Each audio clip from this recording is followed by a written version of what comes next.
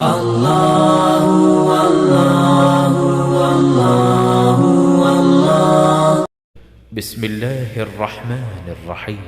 فأما الذين آمنوا وعملوا الصالحات فيوفيهم أجورهم ويزيدهم من فضله وأما الذين استنكفوا واستكبروا فيعذبهم عذابا أليما ولا يجدون لهم من دون الله وليا ولا نصيرا। शुरू अल्लाह का नाम लेकर जो बड़ा मेहरबान निहायत रहम वाला है।